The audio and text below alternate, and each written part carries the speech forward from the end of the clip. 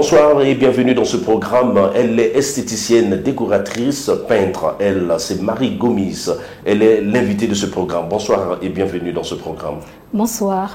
Alors, qu'est-ce que cela vous fait d'être invitée dans ce programme? Merci encore pour l'invitation. C'est un plaisir d'être reçu par vous, Monsieur Mano Maner. C'est partagé. En tout cas, c'est un honneur et un bonheur de vous avoir pour partager de votre expertise. Alors, Marie Gomis, qu'avez-vous retenu en suivant les médias ces derniers temps? En suivant les médias en ce moment, on n'entend que deux choses. De la pandémie, la Covid-19, partout dans le monde. Dieu merci qu'en Afrique, on est moins touché. Et les élections par-ci, par-là, et des contestations aussi, de gauche à droite. C'est tout ce que nous entendons en ce moment. Voilà, alors Marie Gomis, esthéticienne, quel a été votre parcours pour devenir ce que vous êtes aujourd'hui? Mon parcours est très atypique. J'ai une formation de secrétaire comptable. J'ai travaillé en tant que secrétaire au ministère de la Justice pendant des années. Et à un moment donné, je ne me suis pas sentie dans mon élément. Ce n'était pas ma vocation. Au moment où je devais passer fonctionnaire, j'ai tout lâché pour reprendre une formation d'esthéticienne. Voilà. Est-ce que vous avez des modèles dans ce que vous faites? Des modèles, c'est une bonne question parce que même aujourd'hui encore, je me pose la question, qu'est-ce qui m'a servi de modèle pour devenir ce que je suis? Non, je pense que c'est, je pourrais dire, plus un appel, Donc vous ne savez pas quelque chose ou quelque chose qui a déclenché. Donc si on vous posait la question de savoir ce que vous emmenez dans ce métier, c'est plus que presque rien. Une force invisible? Je crois que je dirais une force invisible. Non, je n'ai pas eu de modèle. Je pense que c'est un rêve de jeune fille qui s'est concrétisé. Et qu'est-ce qui vous a emmené dans ce métier? Le beau, l'esthétique. C'est votre rêve aussi de gosse? Rêve de gosse, je voulais devenir esthéticienne. Ah, rêve d'enfance. D'accord. Alors, c'est quoi déjà l'esthétique? En quoi consiste ce métier? Le métier de l'esthétique. Une esthéticienne, c'est spécialiste de la peau. Voilà. Et le métier de l'esthétique est vaste, hein, parce qu'on va faire l'esthétique. Après, il y en a d'autres qui vont s'orienter dans la prothésie ongulaire, s'occuper des ongles. D'autres qui vont spécialiser dans le massage. Et d'autres spécifiquement dans les soins corps. Voilà. Alors, vous avez dit que vous étiez secrétaire ici et là, secrétaire de direction. Vous avez travaillé au ministère de la Justice. Alors, vous avez tout abandonné. Alors, à quel moment vous avez su que c'était la voie à suivre? À quel moment? Est-ce que ce n'était pas un saut dans le vide en suivant cette voie d'esthéticienne? Un saut dans le vide, oui et non, parce que c'est une passion. Et quand c'est une passion, il faut s'écouter, il faut aller jusqu'au bout de ses rêves. Et je pense que j'ai suivi cette passion, cette fille qui me disait « Marie, lance-toi ». Parce que j'avais vous écoutez de l'intérieur? De l'intérieur, oui. C'est des voix qui vous parlent? Non, quand je dis voix, oui, on peut dire ça comme ça. Et les parents, est-ce qu'ils étaient déçus? C'était quoi leur réaction? Oh, vous savez, les parents africains, mon père, c'était hors de question de voir sa fille esthéticienne. Ah bon? Esthéticienne pour aller faire des... Comment il appelait ça? Faire des babouilles aux gens, aller toucher le visage des gens. C'est tout ce que j'ai payé pour que tu deviennes esthéticienne. Il n'était pas d'accord, mais comme je vous ai dit, on me dit que je suis téméraire. Voilà, j'ai écouté... C'était plus que vous? C'était plus que moi. Voilà, je me suis lancée. J'ai lâché mon travail, d'où j'allais devenir fonctionnaire, comme je vous ai dit. J'ai payé moi-même ma formation. Je suis retournée à l'école pour suivre ma voie. Aujourd'hui, je ne regrette pas. Donc, on peut vous demander, le métier d'esthéticienne, j'arrive, demande une formation obligatoire? C'est nécessaire? Oui, c'est nécessaire. Il est primordial de suivre une formation parce qu'on est amené à toucher le corps. Le corps, il faut connaître le corps, les parties du corps. Par exemple, faire un soin du visage à la cliente, il faut connaître avoir les produits adaptés, connaître les produits, connaître les différents types de peau. Des mélanges. Oui, si vous ne connaissez pas tout ça, mais comment... Votre spécialité, c'est tout type de peau ou... Tout type de peau. Que ce soit des blancs, des noirs? Tout type de peau. Ah, d'accord. Donc, ne devient pas esthéticienne qui veut? Non, il faut suivre une formation. C'est ce que je conseille en tout cas, parce qu'il faut se former, c'est très important. D'accord. Pour savoir de quoi l'on parle. Donc c'est un vrai métier comme ça. C'est un vrai métier. Et donc accepterez-vous que demain un de vos enfants puisse faire pareil? Pourquoi pas? C'est un métier très noble. J'ai une de mes filles même qui est esthéticienne. Ah d'accord. Et vous l'avez encouragée dans cette voie? Non, je ne l'ai pas encouragée, elle a baigné dedans. Et je pense au fur et à mesure de me voir travailler et la façon dont je m'occupe de mes clientes, je pense que c'est un métier qui l'a animée. Ça demande combien de temps pour être esthéticienne? Combien d'années? Une estimation? Des mois? Non, des années. Vous avez une année de formation. Après, si vous voulez vous perfectionner, il faut beaucoup de formation aussi. Et puis, dans notre métier, on se perfectionne tout le temps. Parce qu'il faut se remettre en cause. Et puis, il y a des nouveautés, la technologie. Voilà. Même moi, je suis là l'année dernière, par exemple. Il y a un an, j'étais à Bologne. Donc, vous ne cessez de vous former? On se forme toujours. Donc, là, il y a des nouveautés? Il y a toujours des nouveautés. À quel niveau? Le massage ou Que ce soit dans les massages, que ce soit au niveau des soins du visage ou manicure, parce qu'il y a toujours des nouveautés qui sortent. Alors il faut se mettre à jour, à la pointe, parce que les clientes s'informent beaucoup. Ils écoutent beaucoup la télé, regardent des émotions. Du coup, on est obligé de se remettre en cause, de se former et de connaître de quoi l'on parle. Alors, on a souvent des Africains qui ont souvent des marques. Est-ce que vous, en tant qu'esthéticienne, vous pouvez, vous aviez des produits ou des séances pour enlever ces marques? Après, en tant qu'esthéticienne, il y a des produits qui peuvent enlever, mais ça dépend le degré des marques. Voilà, ça dépend le degré. Ah, voilà. d'accord. Ça dépend le degré, comment ils ont abîmé leur peau. On est là pour les conseiller, les amener à les conseiller sur différents produits. Alors, Madame Gomis, en tout cas, un bonheur de vous avoir avec cette connaissance que vous nous partagez. Mais on entend souvent ici chirurgie esthétique. À quel niveau la chirurgie intervient? C'est pas dans votre domaine? Non, la chirurgie esthétique, c'est pas de notre ressort. La chirurgie, c'est au ressort des médecins esthétiques. Voilà, parce que là, c'est appel aux injections, aux opérations. L'esthéticienne, mon métier, c'est juste la surface. Voilà, nous, on ne dépasse pas l'épiderme. Ah d'accord. Voilà. Alors si on vous demandait qu'est-ce qui vous plaît dans ce métier? Ce qui me plaît dans ce métier, c'est un métier noble, comme je vous disais tout à l'heure, c'est un très beau métier.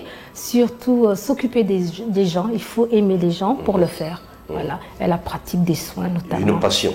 Une passion. Qui n'a pas de... Vous ne calculez pas? Non, je ne calcule pas. Je suis animée par la passion de mon métier et des voyages. Parce que je suis en quête des soins ancestrales qui me poussent à voyager à travers le monde pour découvrir des soins. Comme exemple, j'ai fait des formations à Bali où je me suis Bali, c'est où déjà? En Asie. Ah d'accord. En Asie, c'est un pays, une ville? C'est un pays, Indonésie. Ah d'accord. En Indonésie? Oui. Ah d'accord. Et souvent en Asie, on parle de chinois, de japonais, Indonésie, la Thaïlande. Pourquoi vous avez choisi l'Indonésie?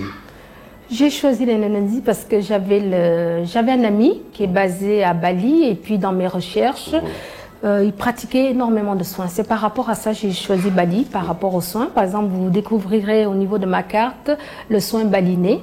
Voilà, nous avons différents types de soins. Le soin baliné, le massage baliné. Qui consiste à? Qui consiste à quoi? C'est un massage relaxant. Ah d'accord. Avec des techniques balinées.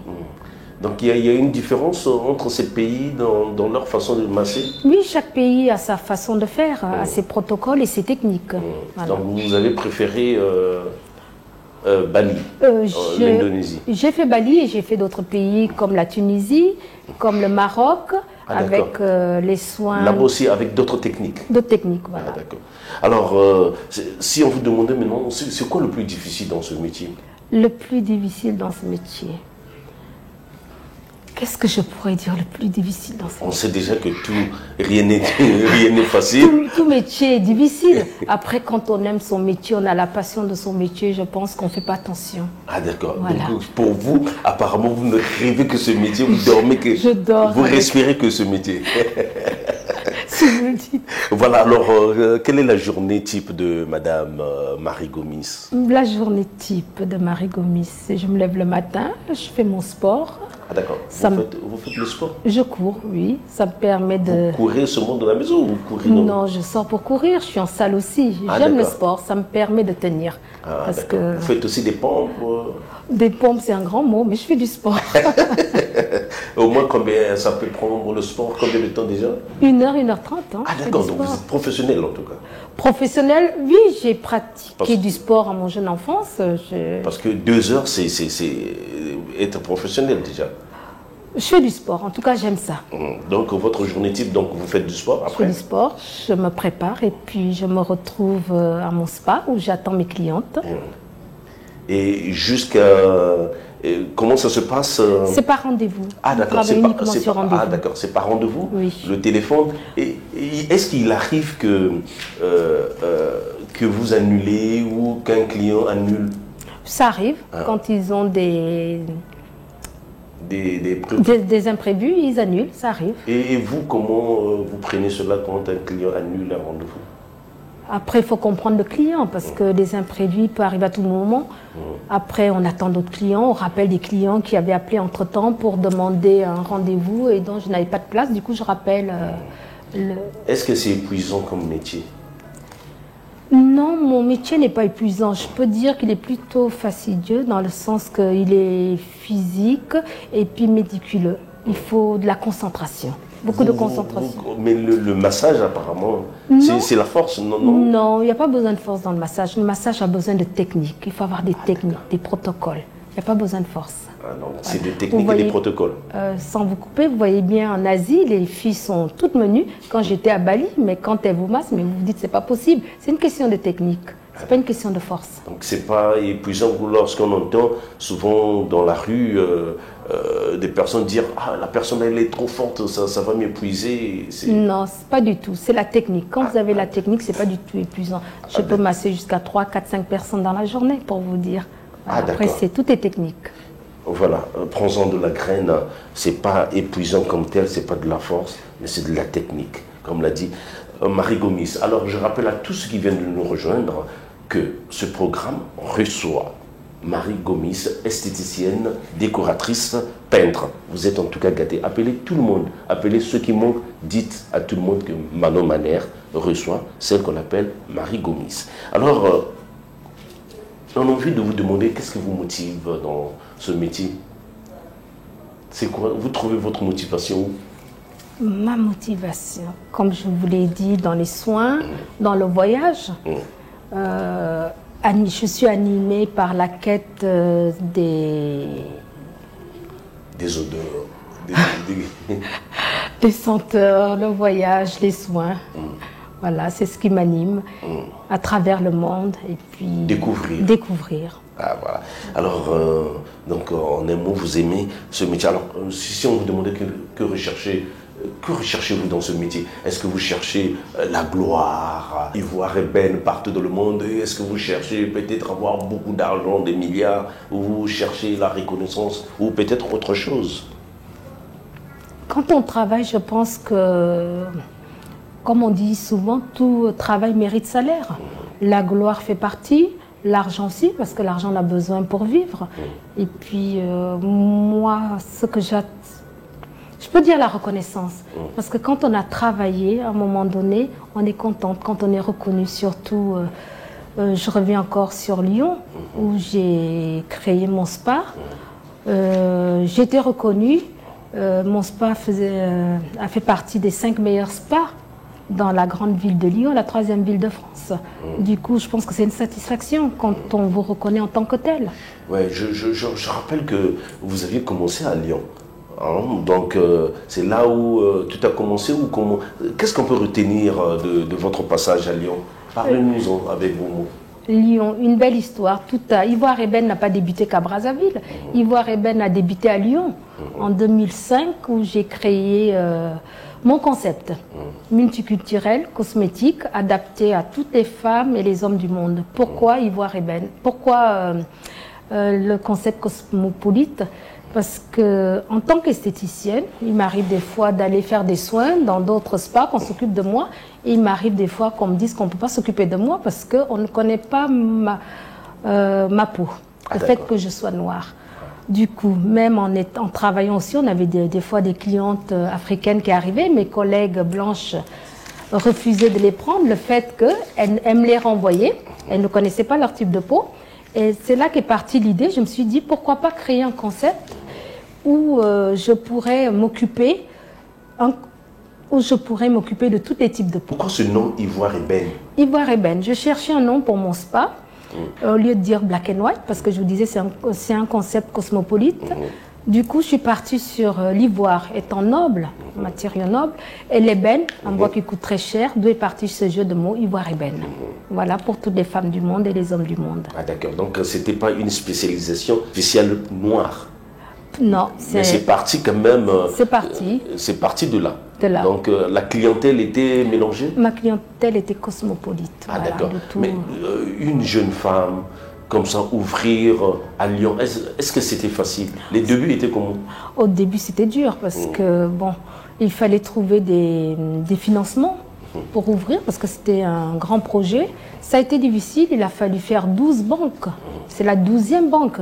Une dame qui n'est pas française, une maghrébine, c'était son premier projet, qui m'a accordé ce financement, m'a dit « je vous accompagne ». Je peux vous dire que ce n'est pas facile en tant que noir, surtout en Europe, d'entreprendre. Voilà, parce qu'il faut prouver 2 fois plus. Qu'est-ce qui faisait que vous croyez en vous? Parce qu'aller prendre du crédit, l'entrepreneuriat, c'est des risques. Oui. Il faut s'adonner au risque, qui ne risque rien à rien. Qui ne risque rien à rien. Et puis, comme je vous ai dit, quand on a un projet, quand on est animé par quelque chose, je pense qu'il faut tenter. C'est quoi le secret? Croire en soi? Croire en soi, avoir confiance en soi, parce que quand on a un projet, comme je le dis, il faut entreprendre, il faut oser. Si on n'ose pas, on va le regretter, parce que qui n'a pas essayé ne peut pas savoir. Voilà, j'ai osé, j'ai pris des risques, et je peux vous dire que le pari a été gagné. Et comment communiquez-vous? Et je peux vous assurer que ma grande surprise, parce qu'il a fallu créer le projet, faire des travaux, à l'ouverture, le premier jour, il y avait la queue. C'était de bouche à oreille. Ah bon, le téléphone arabe. Le téléphone, si vous le dites. Le téléphone arabe. C'était vraiment une belle surprise. La difficulté, c'est quoi hein, quand on se lance au début? On commence les massages directement, on fait les guides. J'étais au Forum-Moulin et puis à l'époque, j'avais mon mari qui m'accompagnait, qui s'occupait de tout ce qui est paperasse, les papiers. Et puis moi, j'étais vraiment dans la pratique des soins. Voilà, donc quand on dit paparazzi, c'est avec l'argent. Oui, voilà, les deux. C'est-à-dire, avec Ivoire Ébène, dans votre entreprise, quand vous créez, vous êtes seul à faire maquillage, massage et autres? Non, j'étais entourée d'équipes. J'avais, à l'époque, quand j'ai ouvert, j'ai commencé avec 7 esthéticiennes. Ah, d'accord. Voilà, vous les avez formées ou vous étiez venus déjà avec leur formation? Elles sont venues avec leur formation. Après, elles étaient obligées de se former par rapport à mon protocole de soins. Ah, parce que chaque centre a son protocole, sa façon de travailler. Ah, d'accord. Là, en 2012, c'était la consécration. Alors, avant de parler de votre consécration en 2012, en 2008, vous aviez ouvert un deuxième point. Là, c'était Ivoire Ébène Coiffure. Ivoire Ébène Coiffure. C'était pas de trop? Non, c'est pas trop parce que la première structure, c'était d'abord le spa, les soins. Et c'est suite à la demande des clientes. Les clients disaient ça serait bien d'avoir aussi la coiffure parce que quand on sort du hammam, on est mouillé. Et c'est comme ça, en écoutant les clientes, je me suis lancée, je me suis dit pourquoi pas ouvrir un salon de coiffure. C'est là qu'est parti Ivoire Ébène Coiffure. Et beaucoup de gens qui nous regardent se demandent, avec des vocabulaires que vous utilisez, que vous employez, spa. C'est quoi déjà spa? Le spa, c'est une structure, un centre où on fait des soins par l'eau. Faire des soins par l'eau, vous allez trouver le hammam, le jacuzzi, les bains de boue. C'est ça le spa. Donc tous ceux qui nous disent spa et qu'il n'y a pas ces endroits, ce n'est pas des spas? Le vrai spa, c'est les spas. Ah d'accord, donc le hammam... Hammam, jacuzzi, les bains de boue, tout ce qui est attrait à l'eau, c'est ça qu'on appelle le spa. Comment ça s'était ça se comportait ivoire, ébène, coiffure. Là encore, vous avez recruté. J'ai recruté des coiffeuses professionnelles. Et vous avez donné de l'emploi. Voilà, je me suis retrouvée avec 12 salariés en tout en France. Et en 2012, c'est la consécration. Vous aviez, c'est des trophées, entrepreneuriat et économie. C'était quoi déjà ce trophée? Ce trophée a été donné par le maire de Lyon pour valoriser ce que j'ai fait, ce que j'ai entrepris, une reconnaissance. Comment vous aviez vécu cela? C'était une joie, parce que d'être reconnu sur la place lyonnaise, c'était pas quelque chose de facile, c'était pas un pari gagné, mais voilà. Est-ce que vous vous demandez pourquoi moi? Oui et non, c'est du travail. Vous savez, quand on travaille, comme je l'ai dit tout à l'heure, tout travail mérite salaire. Je pense que quand on travaille, au bout final, c'est le résultat qui compte. Voilà, alors j'imagine que avec tout cela, vous avez d'abord ouvert Ivoire Ébène Spa à Lyon, après c'est devenu la coiffure. J'imagine qu'il y avait beaucoup d'argent. Ça dérange quand on parle de l'argent? Non, ça ne dérange pas parce que l'argent, on a besoin d'argent. C'est avec l'argent, c'est avec... Ça représente quoi pour vous? Ça représente quoi l'argent? L'argent, ça représente, comment dire, on l'utilise pour se faire plaisir. Et notamment, c'est avec l'argent qui m'a permis d'entreprendre. Parce que sans argent, on ne peut pas entreprendre. Dans votre métier, quel est l'idéal à atteindre? Une bonne question, l'idéal. Aujourd'hui, moi, ce que je voudrais atteindre, c'est faire la formation. Parce que je suis à Brazzaville et le plus dur, c'est les jeunes filles, les esthéticiennes ne sont pas formées. Pourquoi pas ouvrir un grand centre de l'Afrique centrale, la formation, surtout basé sur la formation, pouvoir former ces jeunes filles. Voilà, notre métier. Voilà. Alors, vous êtes aujourd'hui à Brazzaville, au Congo. Vous aviez ouvert votre Ivoire Ébène Spa. Depuis combien d'années déjà? 2018. Et depuis 2018, vous êtes installé. Combien vous avez déjà formé? Une quinzaine de jeunes filles. Ah d'accord. À travers le monde ou seulement à Brazzaville? J'ai formé à Brazza et puis à Kinshasa aussi. Voilà. J'ai un spa qui m'a fait appel.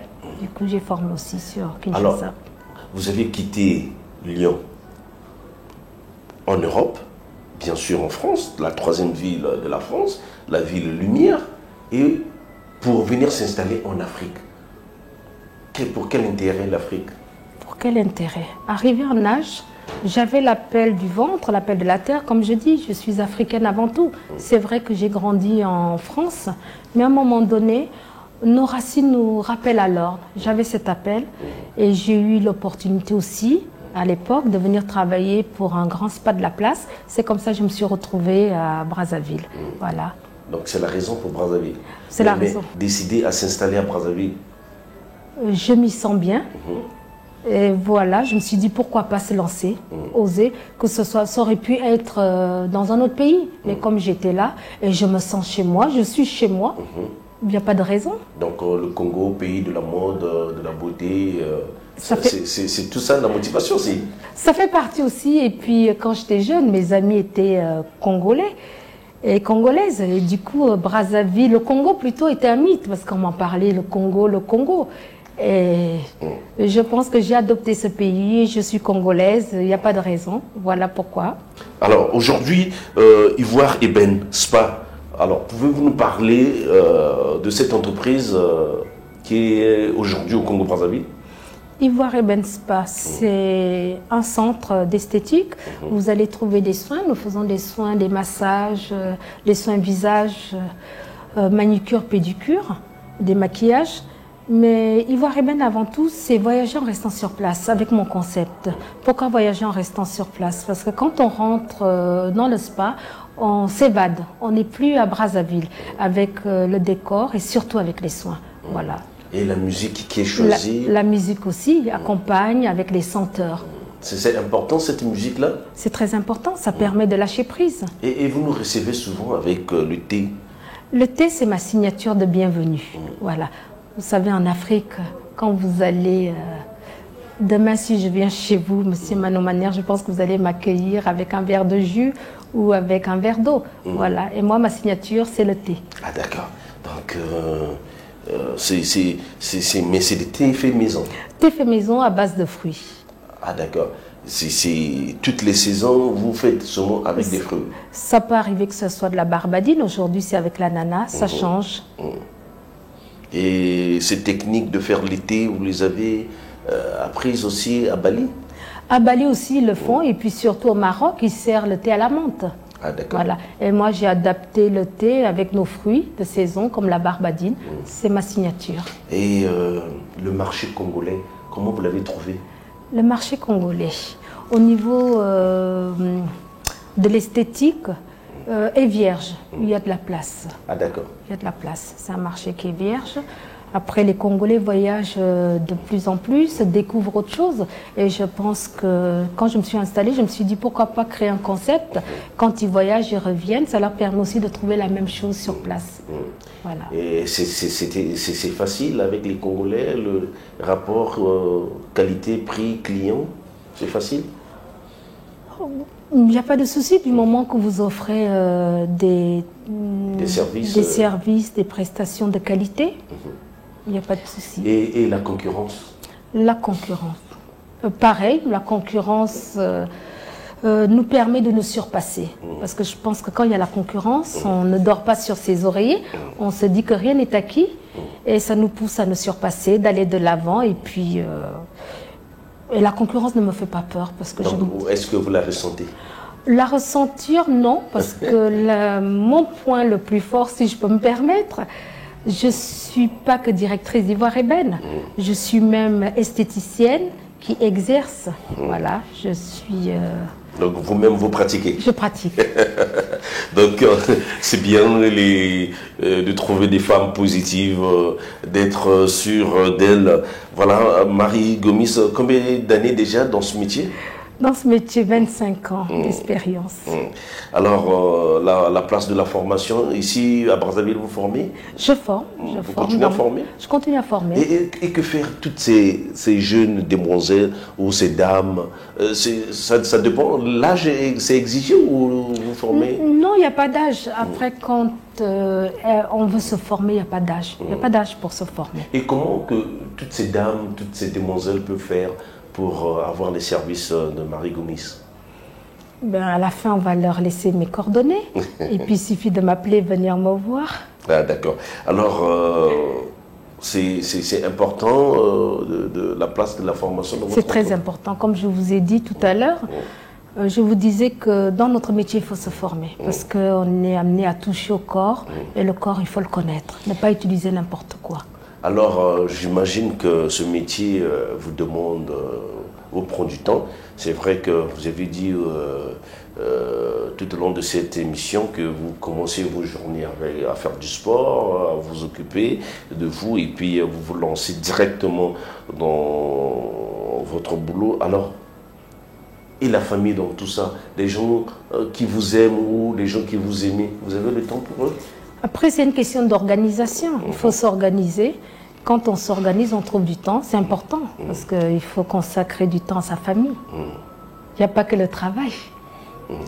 Donc, l'objectif pour vous, c'est de créer réellement un centre de formation. Centre de formation. De former. Mais de former des jeunes femmes. Vous avez déjà commencé les démarches ou C'est en cours.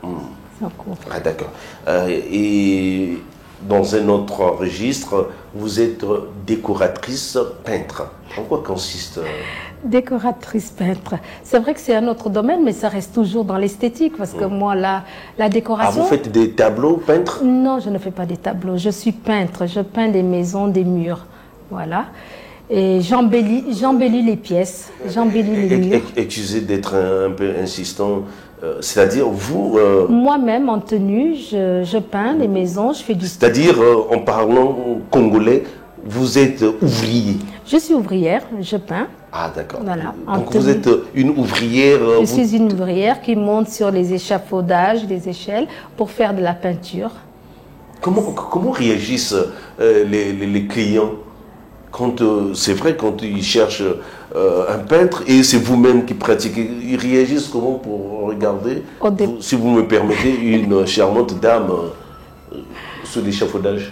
Au départ, ils sont surpris, mais après, c'est beau de voir une femme qui fait un travail de qualité. De qualité et puis surtout un travail d'homme.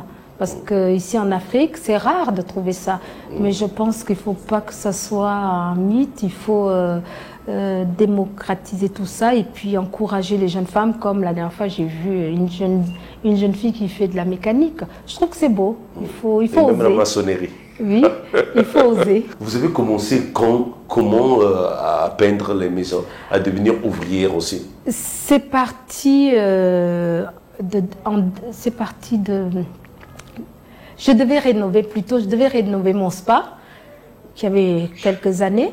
Ici en France? En France. J'ai fait appel à des entrepreneurs pour pouvoir faire la peinture, rafraîchir les murs. On m'a demandé des sommes exorbitantes. Du coup, je me suis lancé un défi. Je me suis dit moi-même, je vais faire la peinture. Et c'est comme ça est parti. En regardant des tutos et puis j'ai fait des formations aussi au Roi Merlin et c'est comme ça est parti. Je me suis entraînée et puis j'ai pris le goût et puis le coup de main surtout. C'est comme ça est parti. Et de façon, donc on peut dire que vous êtes peintre professionnel? Professionnel. J'ai des clients, que ce soit en privé, que ce soit en professionnel. Qui vous fait des mélanges? Moi-même, je fais des mélanges et puis je suis coloriste. Hein. Je ne suis pas simple peintre, je fais des mélanges de couleurs. Ah d'accord. Ah oui. Et la décoration, ça consiste à quoi? La décoration consiste à quoi? Embellir. Est-ce que c'est les décorations avec des poteaux ou des décorations comme on voit?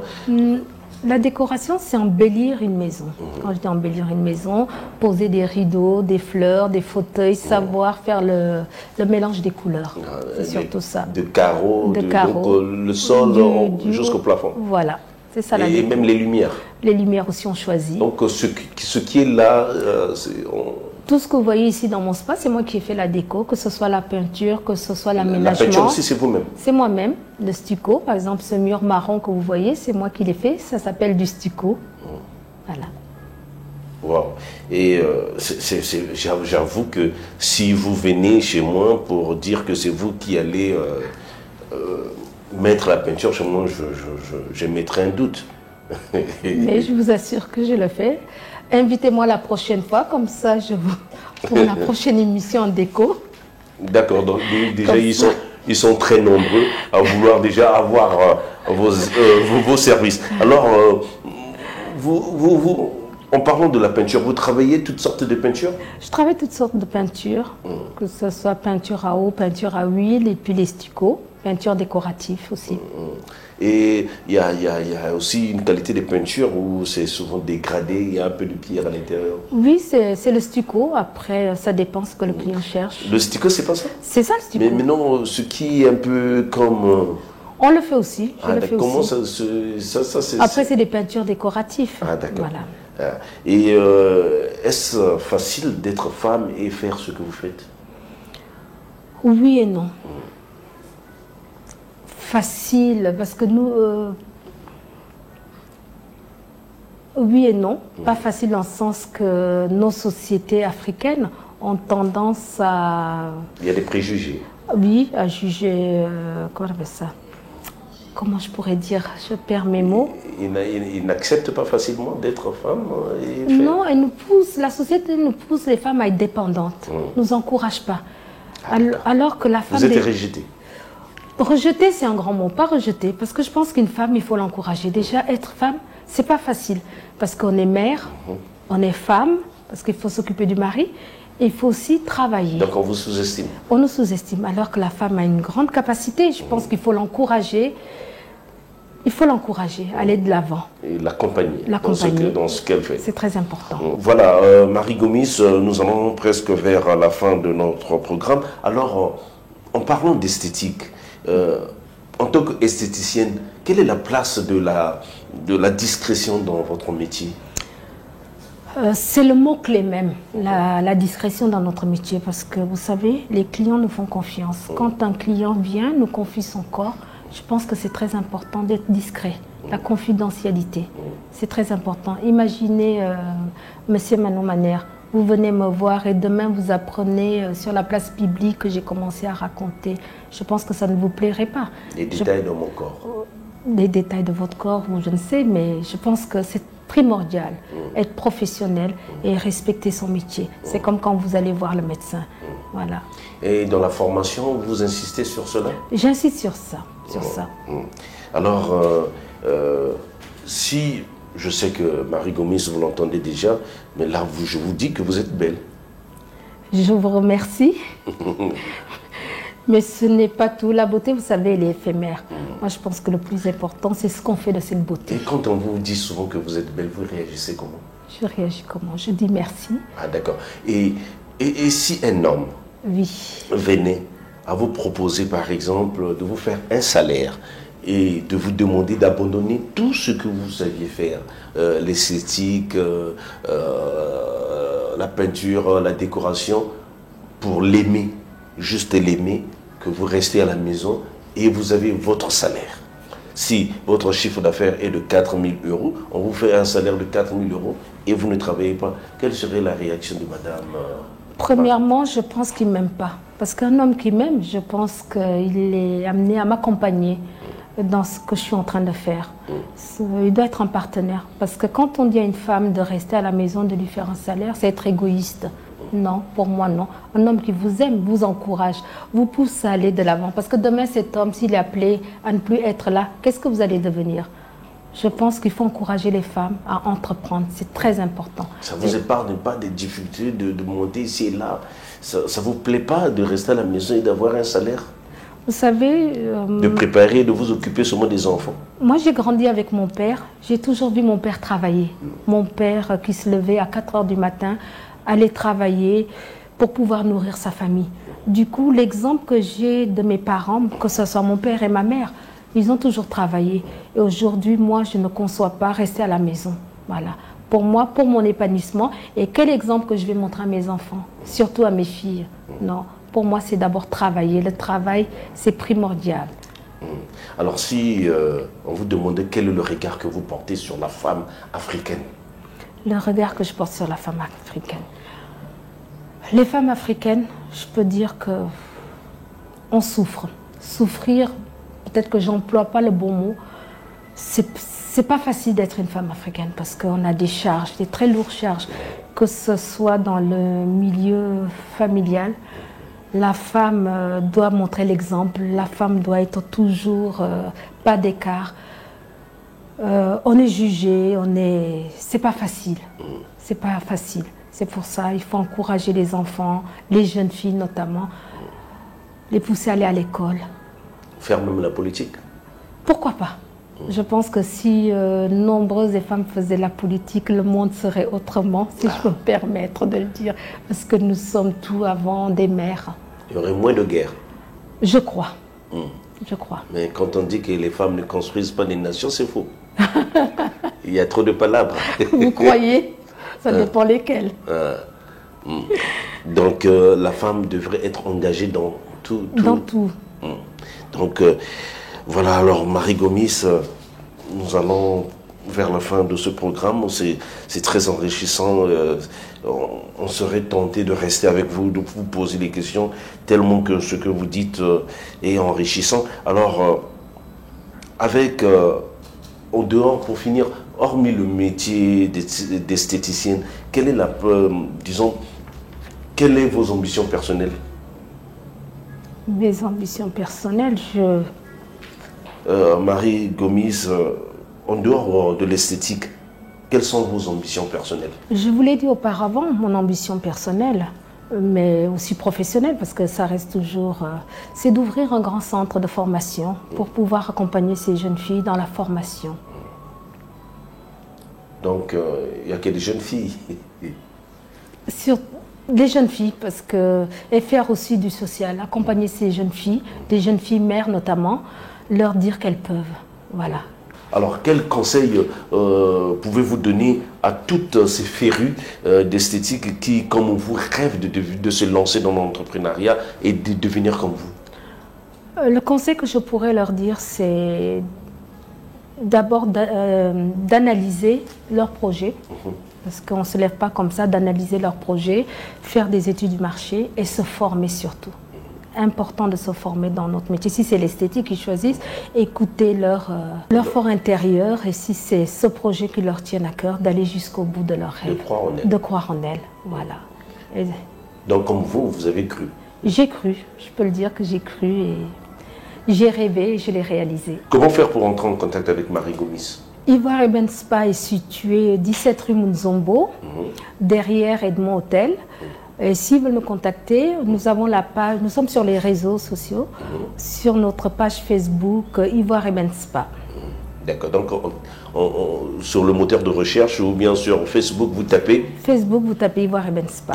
Ivoire Eben Spa. Et on trouve la page. Trouvez la page Facebook. Et on peut rentrer en contact avec vous. Rentrer en contact. Ah, voilà, alors nous sommes arrivés à la fin de ce programme. Ça a été un plaisir de vous avoir. Merci d'avoir partagé cette lumière et cette connaissance que vous aviez à travers ce programme. Nous vous remercions. Alors, qu'est-ce qu'on peut vous souhaiter?